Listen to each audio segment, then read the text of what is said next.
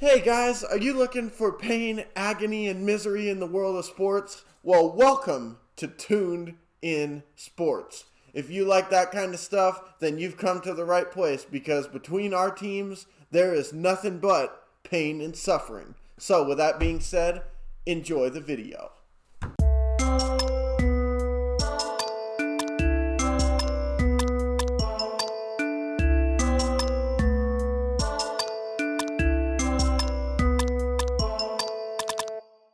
Hey, what's up guys? Another video for you. This is Tuned In Sports with the NBA Weekly Update. I'm Bryson.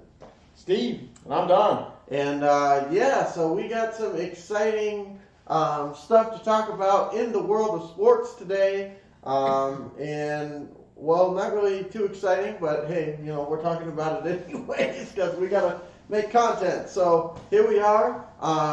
This video is actually being recorded on Sunday, even though we usually record on Monday. But at least my team didn't have a game tomorrow, and it just worked out better to do it a day early. Plus, for the most part, none of our teams are going anywhere anyway, so one person excluded. So, but anyway, so we'll go ahead and hop in. You're talking to him, right? No, I was talking to you. I was talking about the Pistons are going somewhere. Oh, yeah. I was talking about you. Yeah. Your team's the only one. 5-day road trip. Let's go ahead and open up with the Pistons since you talked about the champions here. Well, what would you like to talk about? I mean, the race. Do you think it's going to be done in 6 or 4? The race to the championship is going through Detroit. My guess is it'll probably be a 4-game sweep. Okay. Judging by the way that they're playing right now, I mean, it's definitely looking like a sweep. I'm expecting it to be, done in short order. I mean, when you got the talent they've got amassed right now. Yeah. I mean, look at the Nets and all these guys trying to do all these silly moves, trying to bring in these Blake Griffin types and Drummond. Marcus Aldridge. I mean, come on, who are they trying to kid? I mean, I can understand trying to get the fans involved and everything, but it's just really a lesson in, what not to do.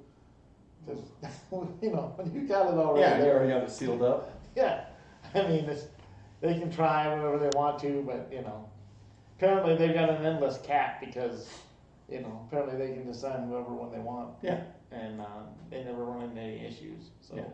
Always gets approved by the league. Everything's good. Yeah, I mean, it is what it is at this point, and people are just going to have to live with the fact that the Pistons are going to the championship. So, I mean, that's really all I got to say about it. I mean, this week they suffered a couple of losses, but I think it was just because I think it was probably set up that way on purpose. Take a few losses, keep it interesting. Yeah, make everybody feel good about themselves. Right. I mean, just keep it interesting. You know what I'm saying? Because if we win every game, then people are just like, well, why watch it? So the league, I'm sure what happened is the league probably came to Detroit and approached them about it and said, hey, look, we're going to need you guys to tank like the next 30 or 40 games just to make it, Make it look legit. Yeah, make it look like, there's something going, like these teams around you are good, but, yeah. But as we get towards playoff time, you can do what you want, but, so all this stuff is kind of by design right now, and between that and, the Thunder, I don't know. But those two teams are clearly the class of the league right now. They're the class of something. But yeah, I mean, this is kind of where we're at, where we're heading.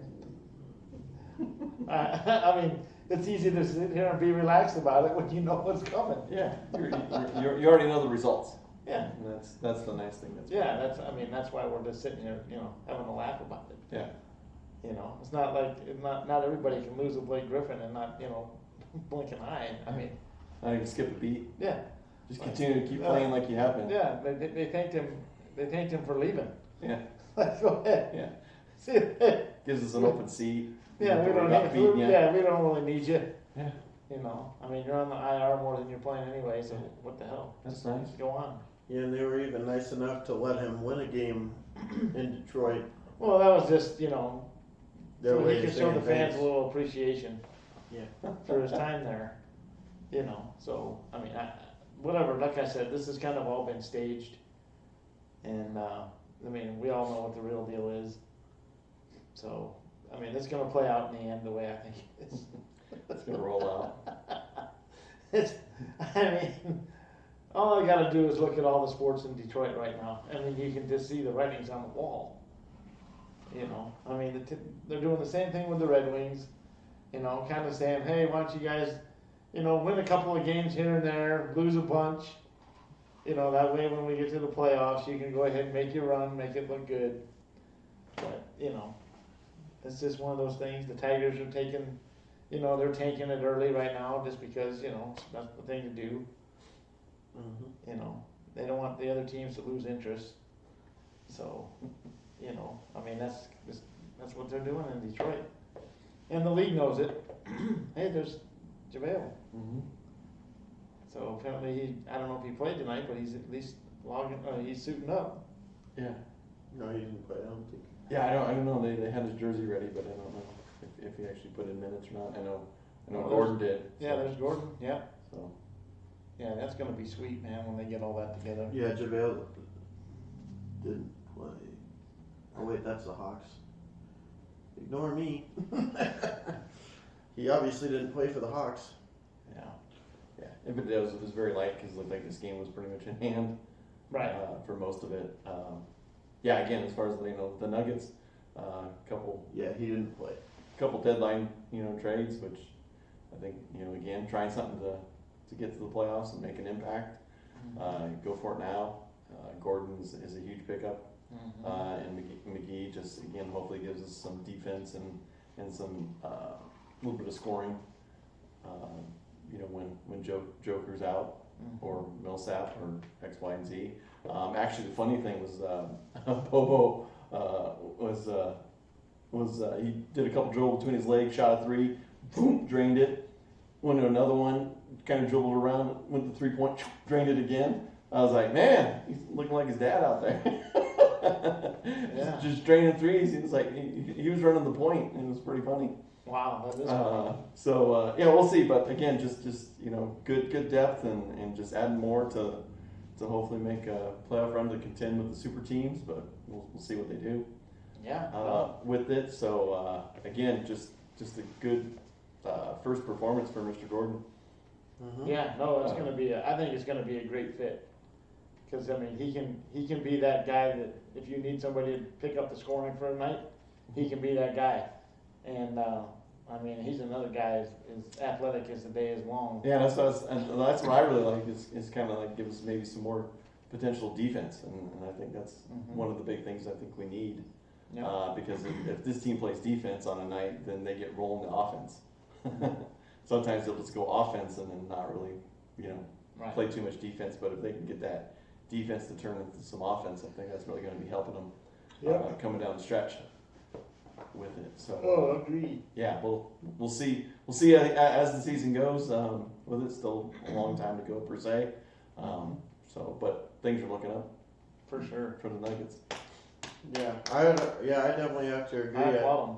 I think it's nice to see him, not just sit back for a change and actually at least make effort. I mean, at the end of the day, like you said, when they run into the super teams, we'll see if it amounts to anything. But you can't say that they didn't try to at least make a push to do something, which many times in the past that kind of has been the case, where they just were like, oh, everyone else is getting better, but we're going to roll with the same team we didn't win with last year.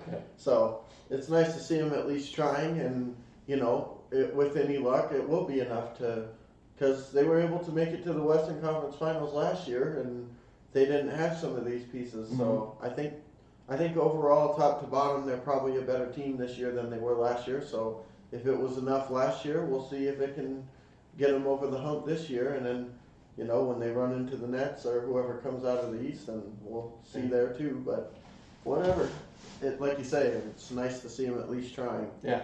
I applaud them, and I mean the moves that they made were not just small, lateral moves like didn't really help us any or whatever. These were, in my opinion anyway, pretty significant moves.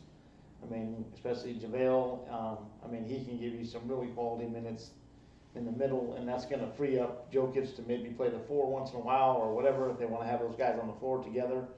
And, you know, I mean, and Gordon, I mean, enough said with him, he can do a little bit of everything. He's very good defensively, and he can put some numbers up too.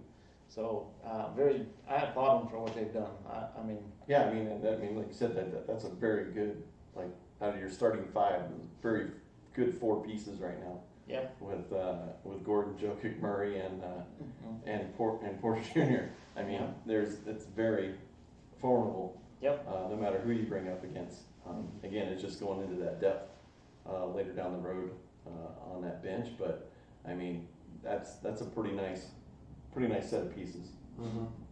Yeah, and if what's his name from the Clippers can play like he did tonight too. I mean, he had 20 points coming off the bench, and he was making a lot of good things. And you know, there's been flashes of that, like when he was on the Clippers, but it wasn't always consistent. But, you know, much like on the Clippers, I mean, I feel like on a team like this, he doesn't need to do that all the time. So the pressure's not on him to, hey, if you don't do this, we lose. It's just like, hey, can you show out tonight? Okay, well, great. We could probably win. But if not, that's okay. We still got enough. So I think that'll be good for him too. Mm-hmm.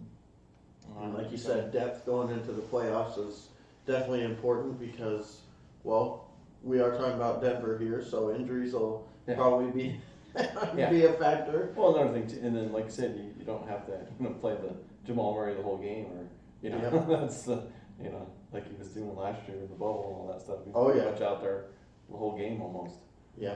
So again, gives the stars some breaks and some rest, and it's just beneficial all the way around. So yeah, and that'll be good for longevity too. Yeah. So. And I mean, tonight was the first night those guys have played, right? Well, Porter did, yeah. First night. Yeah, but suited up in their uniforms and. Right. And so I mean, it looked like he had a pretty good night. Yeah. So I mean, that's a really good start to what might be a really nice thing. Yeah, it means that he's at least comfortable with the players. I mean, which you should hopefully with Murray and Porter and Jokic. I mean, hopefully you should feel pretty good just to do your thing. Mm-hmm. But it seems like he blended in tonight, so this is the tell of future things. It's going to look pretty good. Mm-hmm. Yeah. Yeah, and he didn't come into a huge amount of minutes either. I mean, he had some bench players with more minutes than he had. He only had 21, probably because they just wanted to, have a teaching moment, so to speak. Like, hey, here's how this runs and how we do it when you weren't here. Yeah, exactly. Without like, okay, 45 minutes on your first night. Good luck out there. Yeah. Well, and also too, probably this will be first game in Denver too, so you don't want to gas them out right away at the altitude. You're like, oh, okay, here you go. Yeah. No, exactly. They don't you need in shape, you're not. Yeah. Yeah. Well, and they don't need to anyways. I mean, for the most part, they've got plenty, and they're pretty solid and stuff. So it's like, hey, just kind of find your way into the system, and you're good. And for a guy like Gordon, coming into a situation now where he knows he's making the playoffs, and can be a contributor on a good team. I'm sure that's only going to boost his enthusiasm and excitement for wanting to play every night. Mm-hmm. So yeah, exactly. It's if you're playing the string out like you are in Detroit or something, you're like, who really gives a Everyone's in crap? Orlando, right? Yeah, exactly. Even when he made the playoffs, it was a sweep essentially. So By the first- it's just nice to be on a team where you can look at it and say, hey, we got a chance to do something here. Yeah. Well, and it's only going to improve his game too, because And it's going to help. he's not the only one that you need to worry about on the team anymore. No, and who's really going to benefit from having him there is going to be Miller, or not, what is his name? Murray. Murray, and I think Jokic will benefit from having JaVale more so than Murray, Gordon. But my point is that those guys are going to benefit because it might lessen their minutes. You know what I'm saying? Where they're not going to be gassed at the end of the season. Well, another thing, it's like I said earlier with that formidable lineup with those guys. Same thing with defenses, like who are you going to guard? Yep. I mean, you're going to get killed by Jokic, you're going to get killed by Porter, you're going to get killed by Murray, and then you got Gordon in there. Yep. Good luck. I mean, go ahead and double team somebody now. Somebody's going to, dice them up. So whoever's in that 2 spot, Watch out. You're gonna get some open looks. Yeah. So Yeah. because that'd be the person they'll probably leave open if any. Yeah, Will Barton. And it'll be Burton. So if he's got his shooting stroke on, good night. Yeah.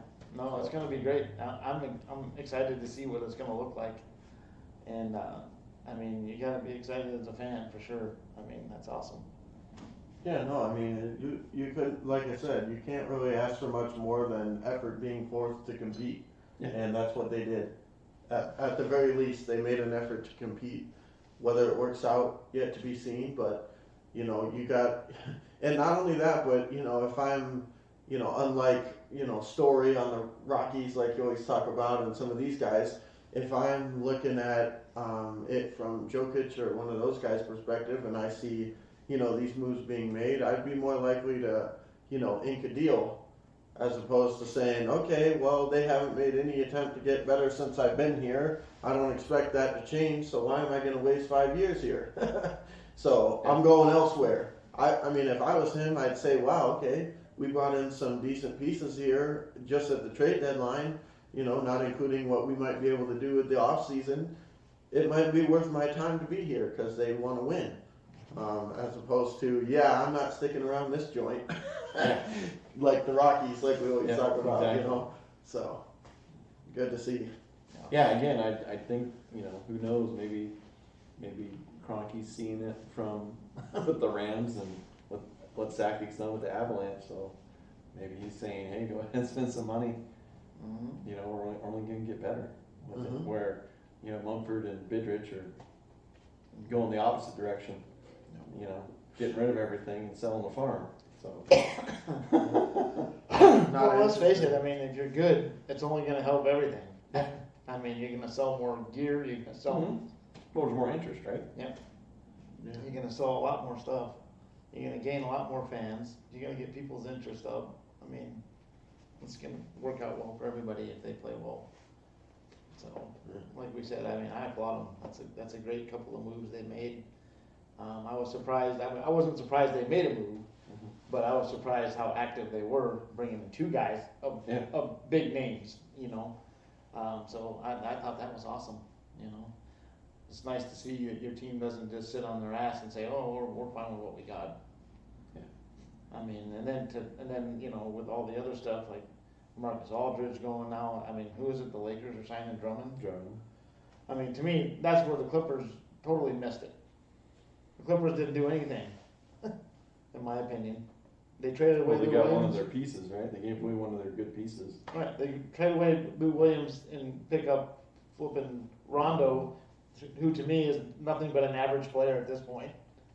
And I mean, I realized, he was on the Lakers last year. Well, big deal.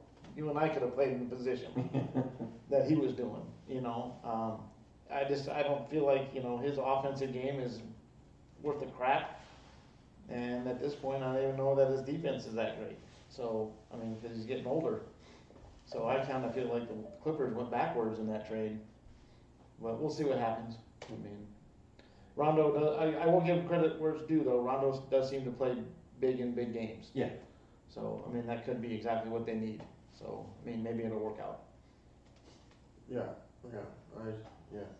I think it'll be probably fine either way. I still think, regardless, that they're losing to the same teams that they were going to lose to before, so I don't really see much difference, honestly. But anyway, speaking of losing, let's get into the Thunder. Boy, oh boy, what a freaking week. Just looking at basketball, we lost multiple games, and then off the court, we were taking L's too. It's been one hell of a freaking just nut house over in Oklahoma City here lately. I don't understand what the hell's going on. For the most part, I'm one of those people that says, okay, well, we have a pretty good ownership group. Sam Presti, he knows what he's doing.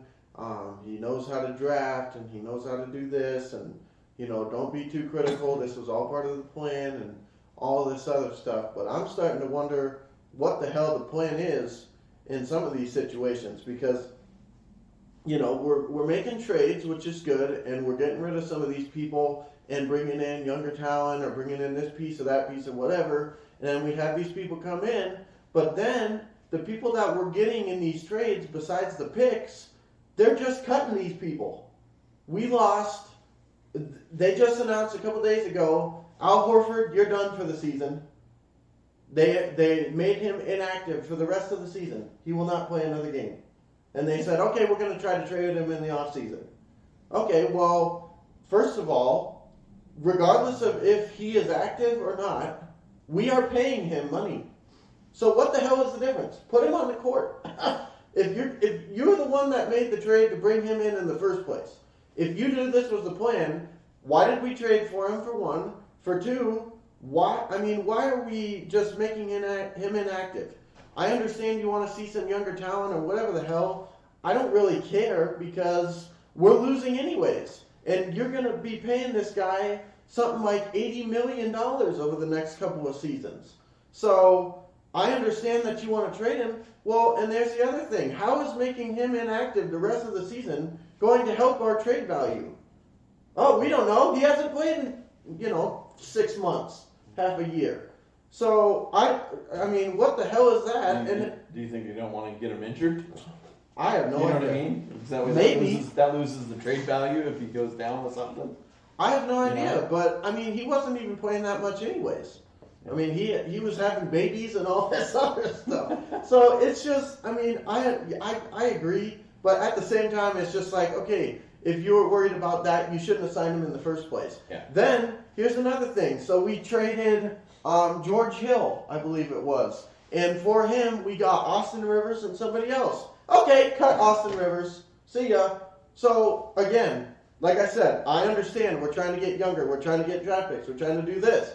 But when you're trading for people and then you're cutting the compensation, we're not getting compensation. We're cutting these people. So, if you're going to trade for these people, then why even include Austin Rivers in the deal if we're just going to cut him right away? Just say, hey, instead of him, I want another second-round draft pick. It's that simple, Like, what? I just don't understand. Why are we trading for these people and then having them come in?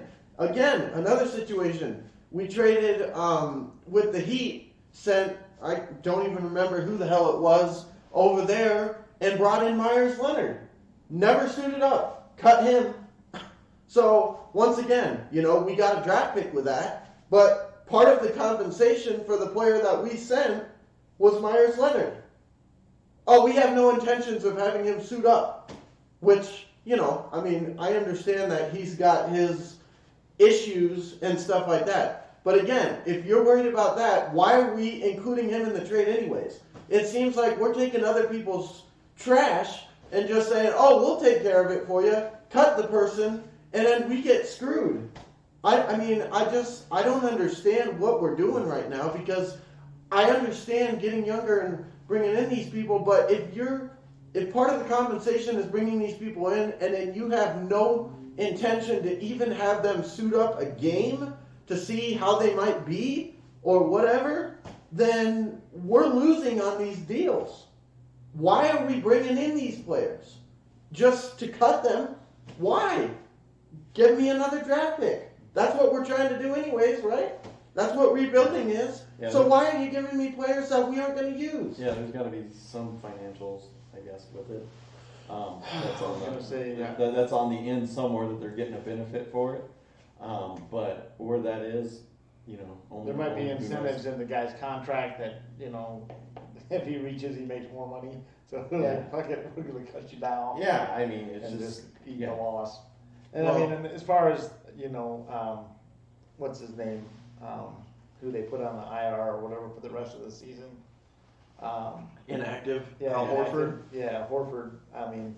It doesn't make a whole lot of sense. Other than like what Don said, where maybe they're worried about injuries to him, because I thought the reason they brought him in for the most part was to kind of like help bring the young guys along, you know, and teach them. Yeah. But now they're not even going to have him traveling with the team. No, exactly. So what the hell? I mean, Yeah. Well, maybe they look at it like, okay, he's taught them everything they can teach them. So it's got them. Well, yeah, that was the thing. Well, apparently he's good at making babies, I guess, right? So maybe Yeah, they're number trying to keep in front of the, hey guys, don't do this. yeah, I was going to say, yeah. His wife's not done yet.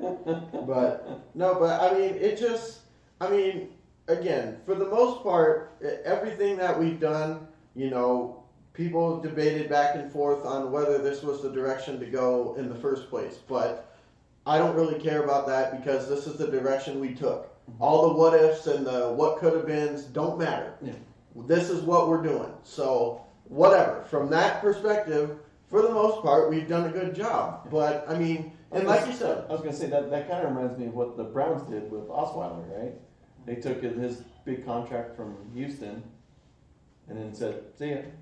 Yeah. Right? So there's got to be some type of advantage, yeah, you know, for taking that yeah, contract on per se, and then, you know, dumping it or getting rid of it or Yeah. setting it to the side. So that just hit me just as you were sitting there talking about it. I was like, hey, wait, that's kind of like you know, yeah, because they seem like they're the transition team, right? They're the one that's collecting all the bad contracts per se yeah, as exactly. they go through, and then they're just regurgitating them or just processing them to get them flushed out, so Yeah. they don't have to worry about them. Well, all I can say is that maybe there is something that an outsider like myself doesn't know is going behind the scenes that makes these situations make more sense, like they were talking about. I'm sure there's probably something.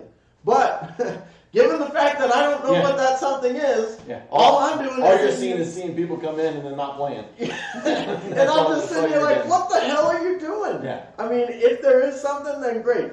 I applaud you guys. But from an outsider's perspective who doesn't know about that and doesn't know if there is something, what it looks like to me is, hey, do you have somebody you don't want? Here, instead of you paying him, we'll pay him and then cut him and have to pay the rest of his money.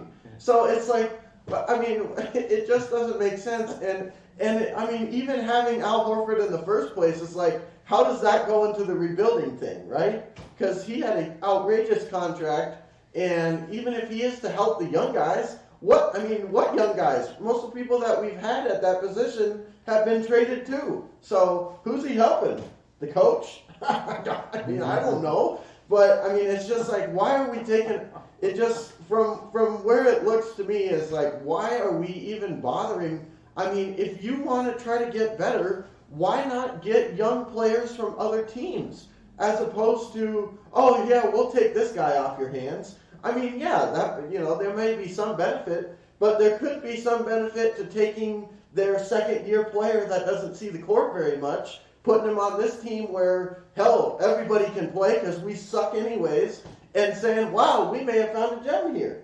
You know, instead we're saying, oh, Myers Leonard, come on over. Okay, yeah, by the way, you know, the press conference the next day, yeah, we have no interest in him ever even seeing the floor. And then, you know, a couple weeks later, oh, he's cut. So, I mean, it's just like, there could be an incentive there, like you said, but there could be an incentive in saying, hey, you know, like, for instance, I'm thinking like, you know, Fiondu Kabengele for the Clippers that just got traded. You know, another example there where can the guy play? I mean, we don't ever see him on the floor, so if he was that great, then he'd probably be playing, but at the same time, we don't ever see him on the floor, so who knows if he can play. But if we brought him over to our team, we'd pretty much find out because, you know, we're just losing anyways, so we might as well evaluate talent. So, I don't know, but, I mean, it's just frustrating, and I really do hope that there's some reason that they're doing this, because it just, like he said, it looks to me like we're trading for a bunch of people that get released the next day. And it just is mind-blowing to me, like, what is going on? I mean, I know we're rebuilding, but that rebuilding teams try to get trade value for these pieces that nobody wants, not just upright cut them and say, screw you. Or they wouldn't be trading for those people because they're trying to get rid of the bad contracts, not bring more on them. So I don't know what the hell's going on, but Boy. And they're not even using them in the G League or anything like that. No, either, exactly. right? You know, where you can like, hey, can we develop them, or is anything Yeah. with this? It's just straight out like, oh, hey, we already have 12 guys. You gave us 2, we gave you 1. Okay, we gotta get rid of 1. See ya. You know what I mean? It's just Exactly, and I mean, in here. and I mean, in some respects, like, okay, Al Horford, I can understand why we were looking to move him because his contract is horrendous. Again, why did we sign him in the first place? Not really sure on that one, but if we can get a trade for him, wonderful. But, you know, I can understand, like, okay, if they don't want to risk his injury or whatever, or just want to trade him, I get that, okay? But then you look at, you know, like Myers Leonard, for instance, I can also understand why they wouldn't want him associated with the organization because of all the stuff that he had going on. Like, hey, we don't need any part of that here. We're just going to cut you and, you know, send you on your way. I mean, I wish we wouldn't have done it anyways, but if you want to take that approach, whatever, that's fine. But Austin Rivers, I mean, what harm could it have been to have him just finish the season? That, I mean, from my perspective, it's like, okay, we're not doing anything anyways. You traded away George Hill and brought in a guy that is kind of a little bit of a veteran at this point. I don't know how old he is, but I would assume he's probably late 20s to early 30s at this point. He's got some experience around the league. I mean, why not just let him finish the season? You're not doing anything anyways, and the trade deadline's over, right? It's not like, okay, well, we're trying to clear roster spots because we still got more trades to do. The trade deadline is over. So at this point, your roster is your roster outside of free agents. So, I mean, as far as I'm concerned, by cutting Austin Rivers, you just send him off to, you know, sign with the Nets for nothing or something like that. Yeah. I mean, that's probably what's going to happen. Or it's the Lakers or somebody will pick him up. the Clippers or He's somebody. actually a pretty good player. Yeah, exactly. I mean, essentially what you did was just send him off for zip so he can sign at minimum wage and compete for a championship elsewhere. And from my perspective, it's like, well, maybe he could have been beneficial on this team. He's got some experience. I mean, I know that Shea probably, you know, if he was going to learn from anybody, he probably learned a lot from CP3 last year, but you know, we're talking about Austin Rivers, whose dad is Doc Rivers. Just because Austin Rivers is not on the 76ers does not mean that he doesn't talk to his dad. So there could have been some benefits to, you know, keeping that relationship around and saying, hey, can we maybe pick you for something? Or, you know, what does your dad say about this? Or, I mean, I'm just saying, there could have been benefits to keeping him around, and from what it looks like to me, just cutting him and saying, oh, we have no interest in him even playing a game is like, so why? I don't know. It's frustrating. But like they said, hopefully there's a reason for this stuff. Because if there's not, then you really just got to scratch your head and say, what are you doing right now? Mm-hmm. Because everybody that we're getting compensation for, it's not compensation when you just cut the players. I mean, that trade that we got Myers Leonard, now all we got was like a low draft pick that meant nothing for a decent player. I mean, so we lost somebody that, you know, was a decent piece and then got somebody who never suited up a game. And then, you know, a late second round pick or whatever that will probably not make it. You know? Yeah, it's so, questionable, highly questionable. Yeah, exactly. If they're going to even do anything other than fill out our G League roster. Mm-hmm. So it's just, But anyways, I just wanted to get my quip off on that because, you know, it started with one thing and then another and then another, and then by the end of the week I'm just like, I've had enough. Yeah, So, yeah, anyway. you guys aren't the Houston Texans, right? Yeah. Stop doing that. At least right? I didn't think. Yeah, But you know what I here mean? we are. Yeah. Yeah, exactly. I'm getting PTSD from, you know, Doug Peterson or something going on in the Thunder organization with some of these moves. It's like, what are you doing? So hopefully, you know, the coaching to win stops here. That's all I can say about that one. And then let's transition to getting the systems in place because, you know, we need those more than we need coaching to win in Oklahoma City. If we had the systems in place and we have smart players doing smart things, we might be able to do something. Compete with the likes of the Pistons and the Knicks and the Charlotte Hornets and some of those teams. That's a big step, but we'll see. Well, Orlando. He's just a Flacco away, right? You know what I mean? And that's what they seem to think. Yeah, speaking of that stuff, did you see, I read something, was it today or yesterday, that they came out and said the Eagles are still, not sold on Hurts. Sounds about right. Yeah, they did, they came out and said it. Well, They said, we're not sold on Hurts. Yeah. They're not sold that he's the quarterback of the future. And then Flacco has already Yeah. shown it and done what he says, because he did the same thing with Drew Lock in Denver. Was, I ain't there to help him. I'm here to win the job. So you're not going to see me try to teach him anything. Yeah. He needs to do whatever he needs to do to compete. Yeah. That was. I'm gonna try to win this job and become the starter. Yep. So, that was yeah. his starting statement as a press conference. He's Yeah. like, yeah, I want to clarify. I'm not here to back up or mentor or anything like that. I'm here to compete for the job. And my version of mentoring is if me and him are competing for the job, it'll bring out the best in him. That was essentially what he said. Yeah. And then, thank you, appreciate that. As if we didn't have enough of a freaking crap show going on. Welcome, bring that energy on in here. That's Exactly. wonderful. Can't wait for that. Like I said, and that's what everybody was in Denver was writing about it. Like, yeah, we've heard this before, because he did the same thing with us and then played like crap Yeah, and eventually got cut. yeah, The next year after his contract, after he was injured, of course, because he was not Yeah. playing well, and then left the team. yeah. And so now he's in Philadelphia. Yeah, exactly. And I mean, The Eagles are what, at 12 now? yeah, They're picking at 12? Yeah. they're picking at 12. But I mean, and to be completely honest, when he first signed there, that press conference and what he set aside, I wasn't really against it. I was actually I actually approved, because I'm like, okay, we got a guy with some experience to be the backup. He's played in this league, so he can help out and teach this guy and maybe help him, pass some certain things. And if he goes down, well, we're looking at a Josh McCown situation where, I mean, like you say, in Denver, rough go of it.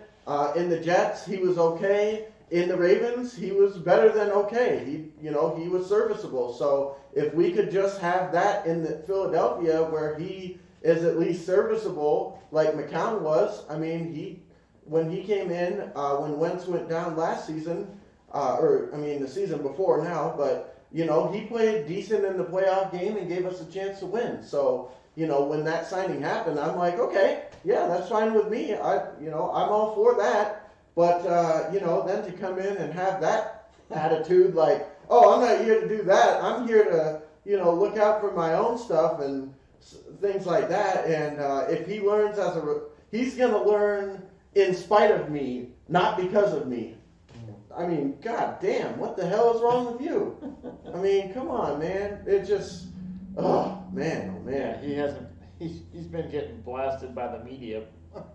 Well, that's right, he should. I mean, come on now. Everything, he hasn't been anything since the Ravens days. Yeah, which was, pretty good team around him. Yeah, no, exactly. He was the field manager. He benefited from the systems down there, and and see, that's another reason why I wasn't 100% against it, because we got systems now. We've got systems. Yes. We've got smart players making smart plays in crucial moments. He benefited from the system. So if he can benefit from the systems there, maybe he can benefit from the systems here.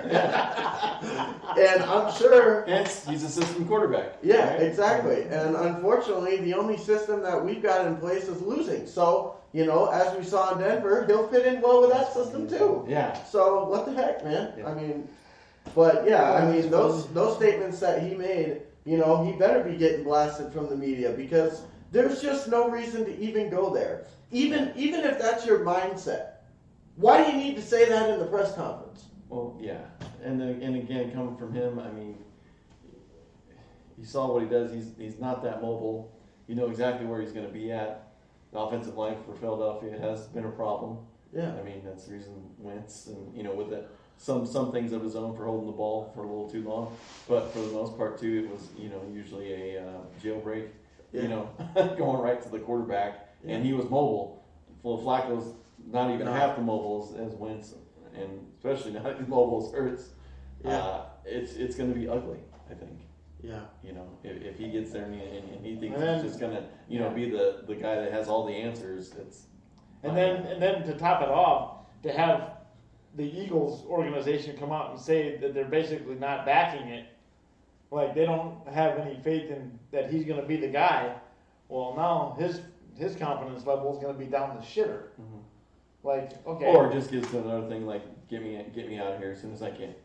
yeah, As soon as the first opportunity so I can go play somewhere. either that or maybe it'll spur him on to play with a chip on his shoulder and he plays better. But Yeah. I mean, I chances are, I think he will, but I think he'll still try to get the hell out of there. yeah.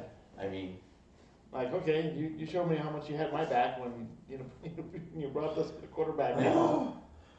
yeah, I mean, for him, I mean, truthfully, honestly, just looking at the field, you know, either someplace in Baltimore or Arizona, you know, that would fit right in, you know, to his style of play, right? He can just fall, you know, right in. Same thing, you know, Murray and you know, and then that was the same thing in Oklahoma, right? And you know, Hurts, and so I could just totally see him team back up again, and be like, oh, here you go, Yeah. you know, as soon as he can get out, he'll be like, see ya.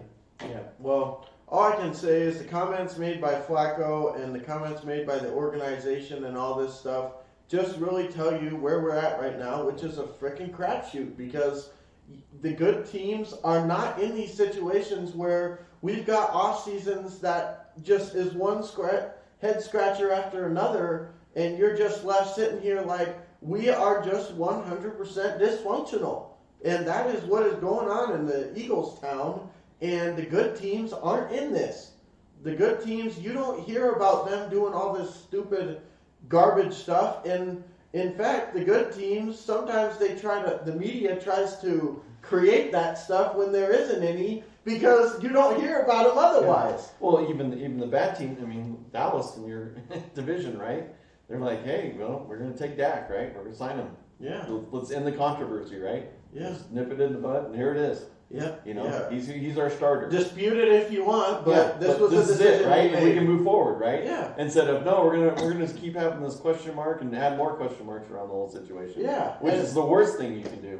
Yeah, and then, I mean, again, like you said earlier, to trade back for me, and then to take Flacco for me, told me, okay, we're not drafting a quarterback because we wouldn't have done this if that was the plan to draft a quarterback anyways. So I was like, okay, even though, you know, could there have been somebody at 6 that we could have taken that could have improved the team? Sure, but if you watch the DENT Sports video, I said in that video, I'm fine if we trade back because that's perfectly fine to me. I mean, I don't have a problem with that. We need more than help in just one position.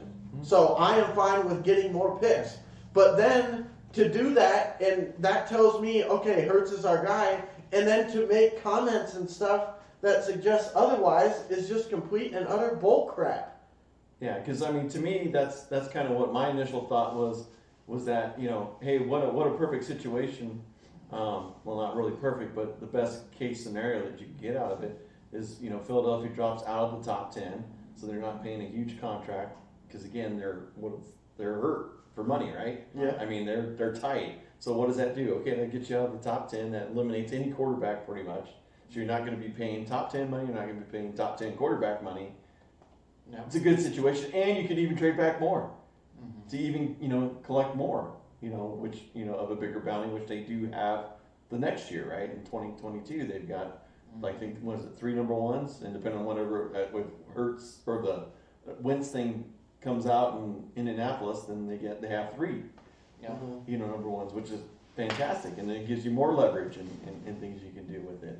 But they come out now and say, "Oh yeah, we're not really have a quarterback." You're like, no, that's the wrong message completely. Yeah. It's just it's wrong from the drop of the flag. Everything is wrong right now. Nothing is right.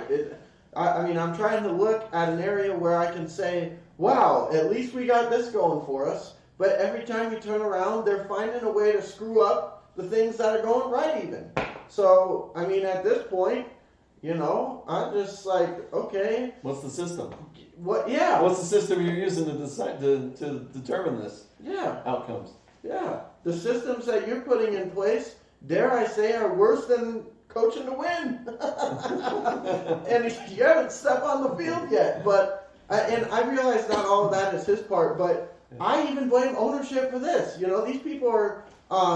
A lot of people have said for years that, you know, even when Doug Peterson was fired, the majority of the comments said, hey, this is just another situation of them blaming the wrong person because Howie Roseman is the one that needs to go, but instead of them firing him, they're going to put the blame on this coach that's been here for, you know, 5 years or whatever, when this guy has, you know, drafted wrong and all the things that we've had wrong in the years for 10 years. You know, it's just, I mean, it's just like putting the blame on somebody that hasn't even been here very long, as opposed to the guy that's been here for years making the same mistakes. Which, you know, I mean, I don't want to reiterate this, but I was fully for the firing of Doug Peterson because everything else aside, he was doing things that were making our team worse. And I was not a fan of his at all, especially last season. That was just a frickin' destruction of just everything positive. But nonetheless, you know, bringing in this guy, you just, even though that guy needed to go, Howie Roseman does not get to escape blame, because even when now we have this new coach in here, this guy is still making mistakes and we aren't even to the draft yet. It's simple as just, like we talked about in the other video, as simple as just saying, until further notice, we're going to back this guy. And if things change come season or whatever, then there it is. But until that happens, we're sticking with this guy and calling it good. And, I mean, we're bringing in Joe Flacco. He can't be supportive. I mean, the ownership is doing everything they can to just, you know, basically act like Jalen Hurts is, you know, a piece of crap and stuff like that, even though they're the ones that drafted him in the wrong position in the first place. And it's like, wow, how, you know, it's like the Spider-Man thing, right? Mm-hmm. You know, we're all sitting here pointing at each other, but, you know, you're the morons that put yourself in this position when you drafted him when you did. But it's just like, Howie Roseman. Truthfully, I mean, it's still early in the game with him to know whether or not he can be the guy, because he didn't really play bad. No, he played very well. Yeah, no, he played more than well enough to at least say week one that's our starter. That, I mean, he did more than enough to earn the opportunity to at least start the season for us and see how he pans out. Which is why, like I said before, if we went the quarterback direction, I would have been pissed off, because even though, like you talked about, you know, the coach wants his guy and stuff, well, the ownership was the one that picked the previous guy. Howie Roseman was the one that made that decision. So that's Howie Roseman's guy. And as far as I'm concerned, Howie Roseman, your job's on the line, dude. So if I were you, that guy better be on the field. But that's not been his approach at all. His approach has basically been to do everything he can to tell you that they have no confidence in him. And I don't know. Hey, here's a quote I'm going to pull out from last year. Did you watch the tape? Because guess what? He played just fine last season. He made some mistakes, but he's a rookie. And he's not exactly known for being an elite passer anyways. So if you're upset that he wasn't quite the passer in the 5 games that you thought he could be, well, that's not why you drafted him anyways. And if you did, what the hell are you doing? So it's just. Truthfully, I think he actually passes the ball better than given credit for. I agree, but I'm just saying, if that's why they're not sold on him, you knew that when you drafted him. Coming out of college, there's a reason he was available in the second round. It's because great athlete, but people weren't sure about his passing ability. So if you're drafting him and then you're like, wow, we don't like how he passes the ball. Well, why did you draft him? Because you knew this was a potential thing. And I'm not sold that he can't be a quarterback in this league. But, I mean, again, like I said, are you watching the tape? Because nothing he did last season suggests to me that he doesn't at least deserve another chance to have a full season or at least a full slate of games to determine whether he could work out or not. But everything that they're telling me basically suggests that they're seeing things that he's not the one. And as a result of that, we're just spiraling farther and farther down the drain. Really, you're just handicapping the new coach, is all you're doing. Yeah, exactly. Because, I mean, you're setting him up for failure, which is probably by design. Yeah. Because they already know this guy's just a stopgap. Because Roseman's going to use this guy as another fall guy so that he can save his job to get another opportunity, right? Exactly. So, I mean, it's basically, you can read the writing on the wall there. I mean, it's like, okay, here's what we're doing. We're going to tank this. Yeah. And we're just going to say, well, it looks like Hurts isn't the guy. And then this new coach, well, his systems aren't working. So Yeah. here we go. Well, again, and then it's going to be a selling point too. Like, oh, hey, we got 3 number ones, most likely. You know, X, Y, and Z, right? Oh, yeah, you can build something here. Yeah. Yeah. We'll get it turned around. Yeah. Okay, sure you will. Yeah. Well, and I mean, again, like I said in the last video too, the biggest thing is take the talent out of it. Look at our record that we've had, but yet look at the cap situation. We haven't been good in 3 years. So, I mean, we've made it into the playoffs, but on subpar, a little above or a little below 800 record, or 500 record, excuse me. So why is our cap situation so horrible right now?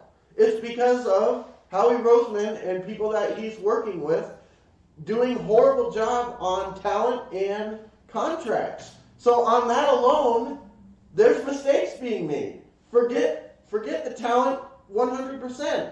If we're so cap locked and yet we're trash every year, then why are we so cap locked? Because obviously the people you're signing to big money contracts and stuff aren't panning out, or they're not the players that you're signing them to be. And otherwise, we'd have a better record. Yeah, yeah, exactly. We don't have the system. Well, they didn't.